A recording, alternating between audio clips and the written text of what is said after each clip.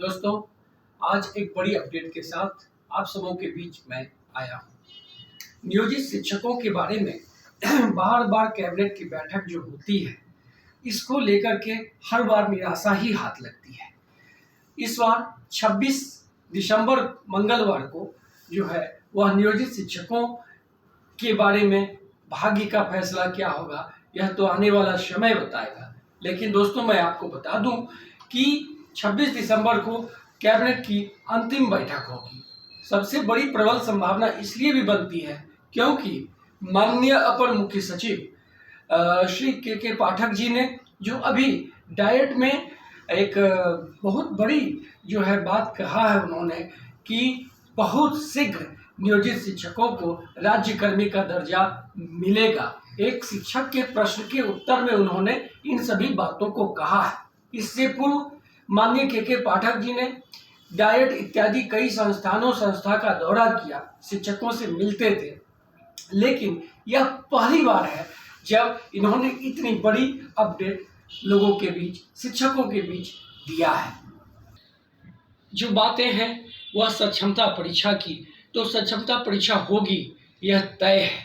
विभिन्न प्रकार की बातें विभिन्न मीडिया स्रोतों से प्राप्त होते हैं लोगों को, लेकिन मैं आपको बता दूं कि सक्षमता परीक्षा होना है और यह एक विभागीय परीक्षा है।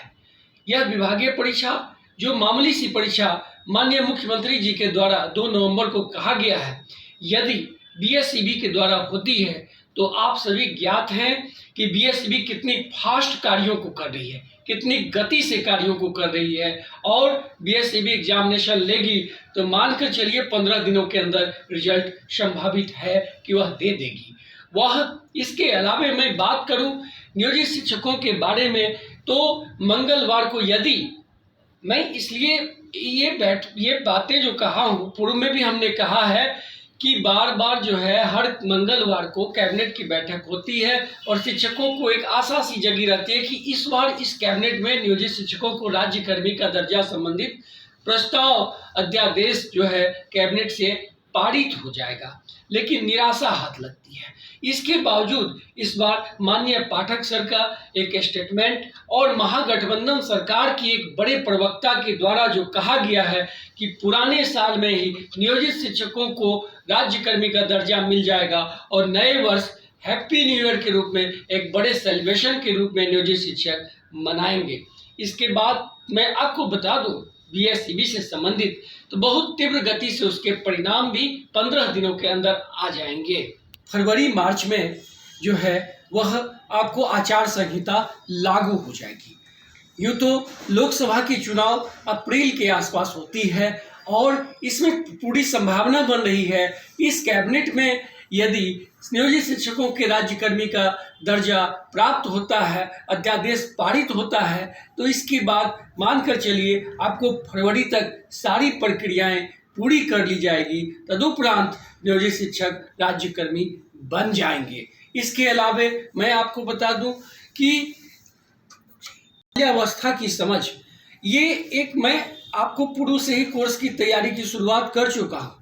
आप हमारे वीडियोज में जा करके सर्च करके प्लेलिस्ट में आप देख सकते हैं और वहाँ पर आपको पूरी कंप्लीट कोर्स मिल जाएगी।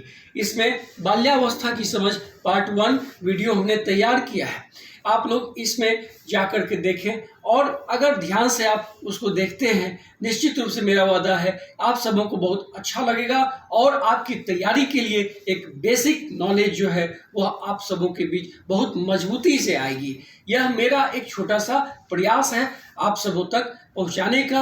आप सभी लोग सफल हों, ये हम सबों की शुभकामनाएं हैं और इसके साथ ही मैं फिर अगले वीडियोज में आप सबों के बीच आऊँगा और यदि आप हमारे चैनल पर नए हैं तो आप सब्सक्राइब कर दें और बेल बटन को ऑन कर दें ताकि जो भी शिक्षक, जो भी लोग इस चैनल से नहीं जुड़े हैं उन तक भी यह सूचना सही समय पर उपयुक्त, सही एवं सटीक पहुंच पाए।